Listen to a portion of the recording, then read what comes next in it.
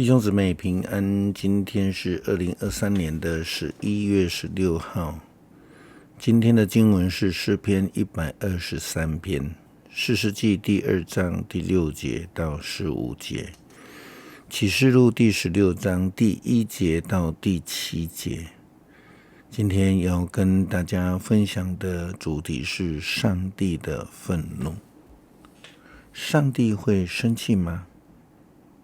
会的。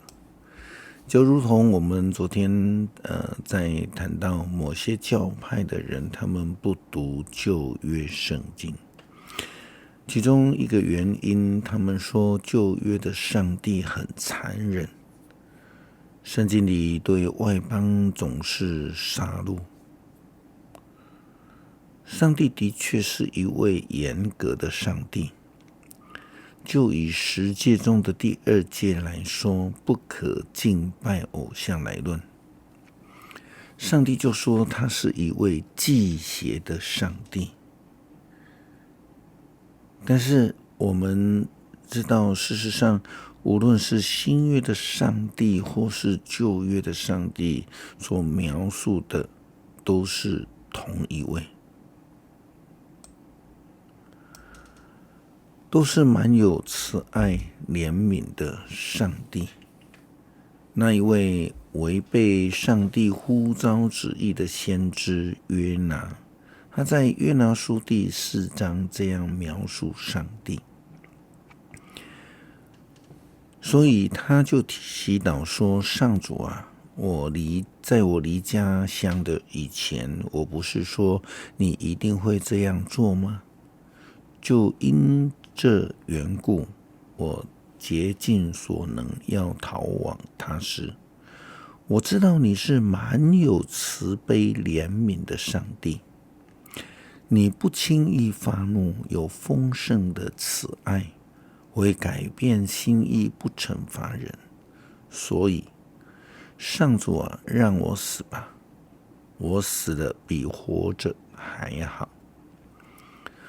我们再复诵一次约拿先知的话，他这样形容上帝：我知道你是满有慈悲怜悯的上帝，你不轻易发怒，有丰盛的慈爱，会改变心意，不惩罚人。但是并不因为上帝是满有慈悲怜悯的上帝，有丰盛的慈爱，就代表上帝是一位没有原则、溺爱、滥爱的上帝。上帝对于那些违逆的以色列人仍然有强烈的脾气。当摩西从西乃山下来的时候，上帝就发了烈怒来惩罚那些制造金牛，假装金牛是带他们离开埃及为奴之地的神。我们谈到了出埃及，就必定要去思考上帝的救恩，因为如同申命记第5章守安息日的诫命后面，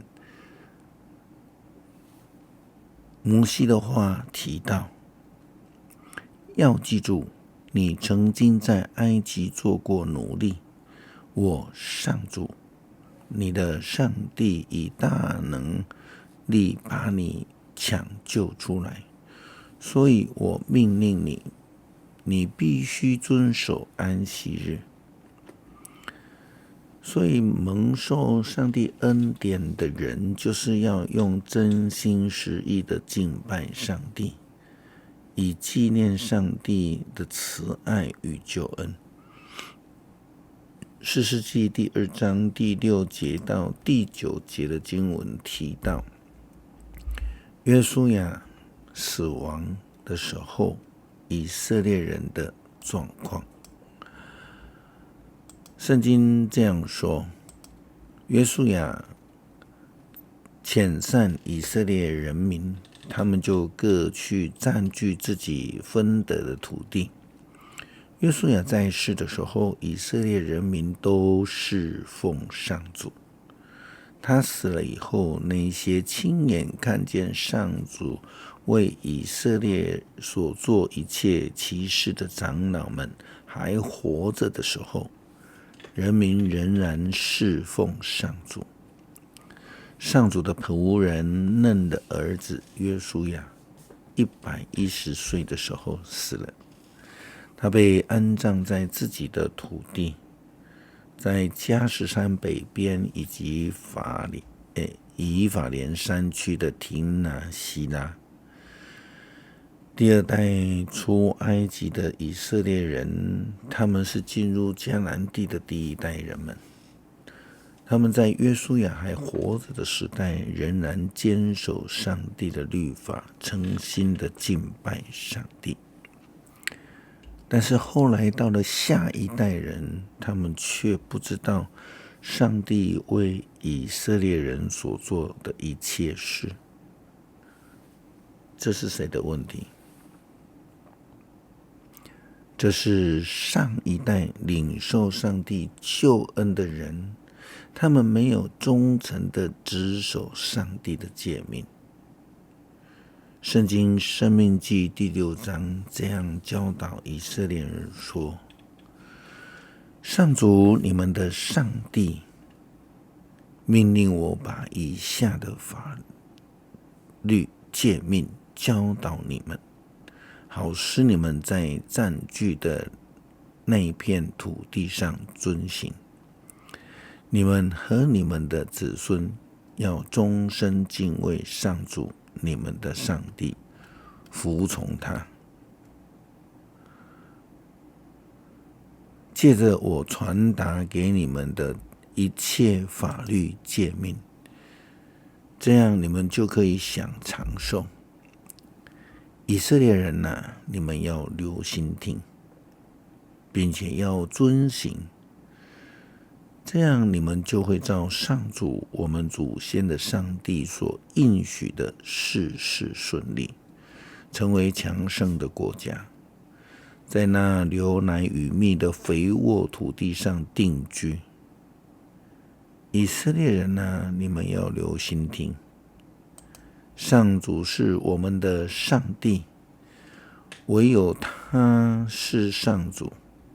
你们要全心全意全情爱主你们的上帝。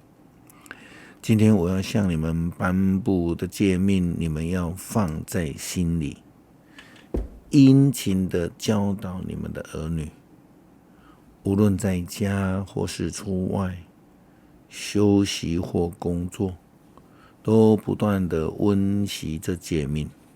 你们要把这诫命系在手上，戴在额上，写在家里的门框和大门上。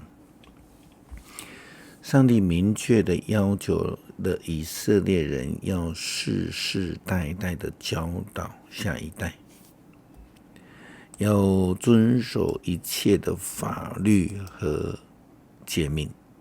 但是他们过了一代之后，却就已经忘记了所有的律法诫命，而背离了上帝。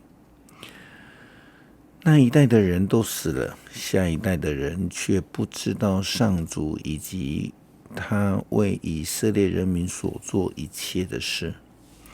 后来以色列人民得罪上帝，开始拜巴力。他们离弃了领他们出埃及的上主，他们祖先的上帝，去拜别的神，就是他们周围各国的人所拜的神明，激怒了上主。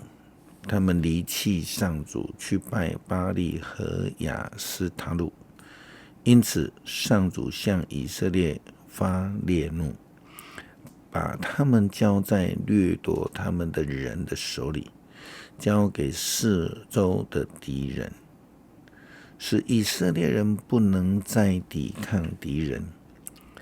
以色列人每次出战，上主都照自己所发的誓敌对他们，他们遭遇极大的苦难。对于这样的世代，上帝发怒了，因为以色列人没有将上帝的诫命、律法及规范来教导下一代，以至于下一代就忘记了上帝。这个场景就如同埃及的新法老王忘记了约瑟，开始苦待以色列人民。所以我们也看到士师记的记载，上帝都照着自己的誓言来敌对他们，使他们遭遇极大的苦难。启示录16章第1节到第7节也提到了类似的预言。约翰他这样说：我听见圣殿里有大声音，向7个天使说，你们去把那盛满上帝愤怒的7个碗倒在地上。第一个天使去了，把那一碗倒在地上，于是有既臭又毒的疮长在那些有兽的印记和拜过兽像的人身上。第二个天使把他那一碗倒在海上，海水就变成像死人的血一样，海里的生物全都死了。第三个天使把他那一碗倒在河流和水源里，水就变成了血。我听见那管理水的天使说，昔在今在的至圣者啊，你是公义的审判者。他们曾流了上帝子民和先知们的血，现在你给他们血喝，这就是他们所应得的。我又听见从祭坛发出声音说，全能的主上帝啊，你的审判的确是真实公义的。上帝的愤怒，上帝的惩罚，上帝的审判并不是情绪性的，或者是胡乱发脾气的。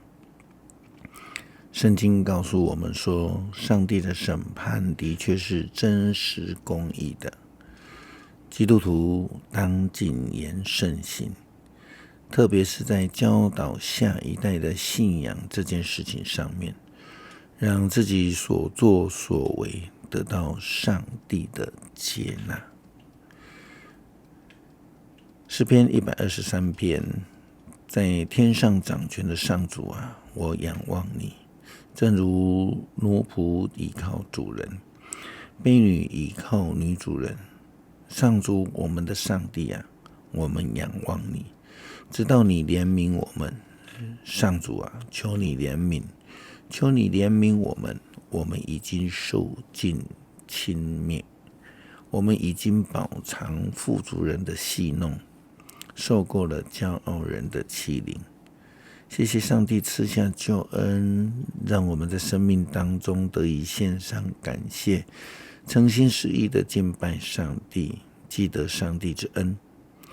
求主帮助我们不要忘记上帝之恩，特别要负起教导下一代认真虔诚的敬拜上帝，不可背离上帝的道路。感谢上帝的宏恩，雨节一天一天的进步恢复中。求主亲自保守看顾他，显明你慈爱与怜悯，继续赐下医治的恩典，让雨节能够快快复原。感谢祷告，奉主耶稣基督圣名求，阿们。